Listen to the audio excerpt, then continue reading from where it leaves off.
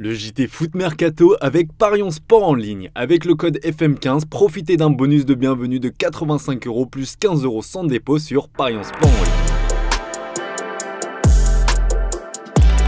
Salut à toutes et à tous et bienvenue dans ce nouveau JT Foot Mercato. On commence par le champion d'Europe en titre, le Real Madrid, qui traverse une petite zone de turbulence. Au vu du mercato galactique réalisé cet été, les merengues pensaient rouler sur tout le monde en Europe. Et bien grosse déconvenue avec cette première défaite de la saison face à Lille en Ligue des Champions. Le vestiaire du Real Madrid a tiré la sonnette d'alarme comme on vous l'a expliqué dans la revue de presse de ce matin. Les joueurs se sont parlé entre eux d'homme à homme, alors qu'en haut lieu on préfère jouer la carte de l'apaisement. Après la rencontre, le trio Bellingham, Mbappé, Vinicius Junior a pris tarif. Vous avez d'ailleurs certainement vu passer la scène où l'anglais enrage de ne pas voir ses coéquipiers courir lors d'un repli défensif alors que ce dernier se démène.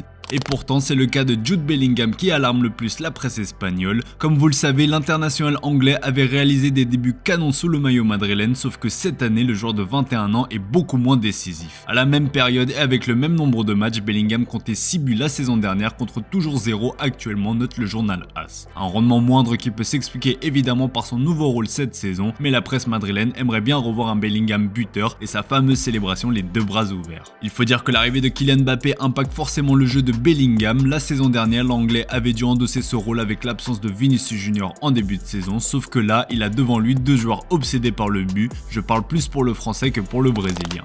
À ce sujet, le présentateur d'El Chiringuito, Josep Pedrerol, a confié que Kylian Mbappé a fait une promesse folle à ses coéquipiers, ainsi qu'à Carlo Ancelotti, au staff et aux dirigeants du Real. Je vais marquer 50 buts cette saison, aurait-il lâché. Un objectif un peu osé pour une première saison, alors qu'il n'a jamais atteint ce total sous le maillot du PSG. Pour le moment, il est plutôt parti sur de bonnes bases, avec 7 buts en 10 matchs, toutes compétitions confondues.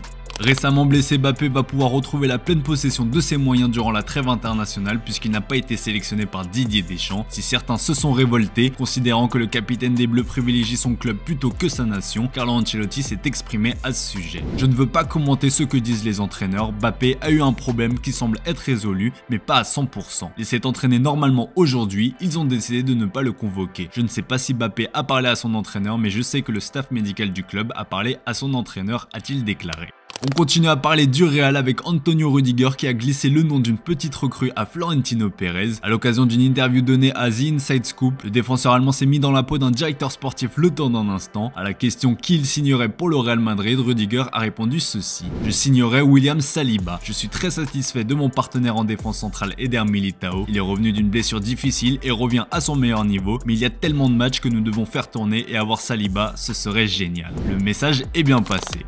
Des nouvelles de Sergio Rico, ancien gardien du PSG qui a récemment signé à Al Gharafa au Qatar. 483 jours après son accident de cheval, le portier espagnol a retrouvé les terrains de football. Et dans un entretien publié par la Cadena Ser, le gardien de 31 ans est revenu sur son retour à la compétition. Cela a été une expérience assez brutale, comme si j'avais fait mes débuts. Je suis très heureux que nous ayons pu gagner, c'était une sensation spectaculaire, avec les cheveux qui se dressaient sur la tête quand je sentais à nouveau l'odeur de l'herbe mouillée. Les nerfs de la compétition me manquaient beaucoup, je me suis senti très bien et j'ai dit à ma femme que même si tout s'était bien passé, je n'étais pas tout à fait heureux tant que je ne m'étais pas revu dans les buts et maintenant je le suis, a-t-il expliqué. On lui souhaite évidemment beaucoup de bonheur dans sa nouvelle expérience.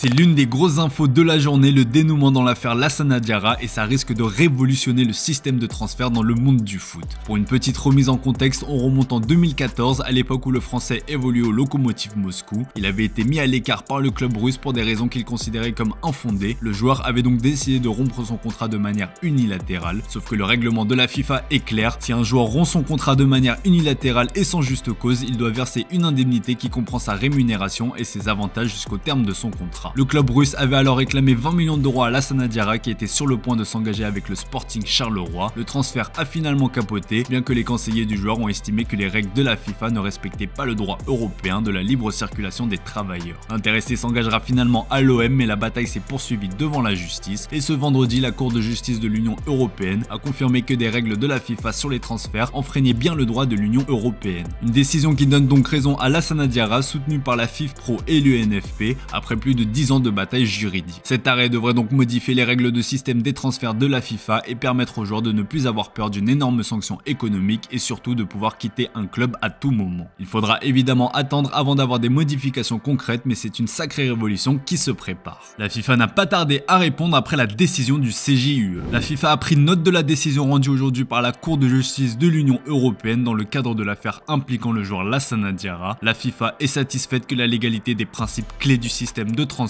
ait été reconfirmée dans la décision d'aujourd'hui. La décision ne remet en cause que 2 paragraphes de 2 articles du règlement de la FIFA sur le statut et le transfert des joueurs que la juridiction nationale est désormais invitée à examiner. La FIFA analysera la décision en coordination avec d'autres parties prenantes avant de faire d'autres commentaires, peut-on lire dans le communiqué officiel.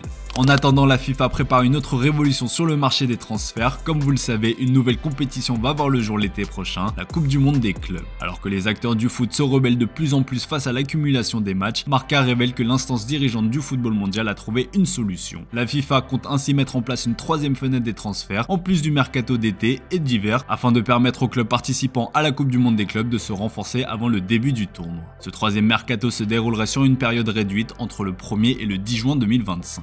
D'autre part, la FIFA souhaite aussi que les joueurs en fin de contrat puissent prolonger un peu plus longtemps que prévu. En effet, les contrats se terminant le 30 juin, soit en plein milieu du mondial des clubs. La FIFA veut donc les protéger ainsi que les clubs, et c'est un cas de figure qu'on avait déjà vu durant la pandémie mondiale. Allez, on va parler de l'actualité en France avec une semaine européenne mi-figue mi-raisin pour nos représentants tricolores. Si le LOSC, Brest et l'OL ont brillé de mille feux, Nice et le PSG ont mordu la poussière et Monaco a arraché un nul in extremis. Des performances contrastées qui ont un impact direct sur le classement de l'indice UEFA dominé aujourd'hui par le Portugal. On parle du classement sur la saison 2024-2025. À titre d'exemple, l'Espagne qui a connu une semaine compliquée pointe à la 9e place. Au classement général qui prend en compte les 5 dernières saisons, l'Espagne reste 3e. La France reste de son côté bien accroché à cette fameuse 5e place si importante au classement sur la saison et sur le classement général. La semaine européenne s'est terminée et avant la trêve internationale, nous aurons le droit au retour de la Ligue 1 ce week-end. En ouverture de la 7e journée, l'OM accueille la lanterne rouge du championnat Angers. Vous en avez désormais l'habitude avec notre partenaire Parions Sport. Vous pourrez parier sur la rencontre avec une offre de bienvenue de 85 € et un bonus de 15 € sans dépôt avec le code FM15. Comme d'hab, pour vous aider, voici les pronos de la rédac. De mon côté, je vois une victoire 2-0 pour l'OM. Pour Sherazade, ce sera une victoire plus large 3-0. Valentin voit aussi l'OM gagner très tranquillement avec une victoire 4-1. Pour les plus fous, voici le petit pari fun. Mason Greenwood marque 3 buts ou plus dans le match pour une cote à 16.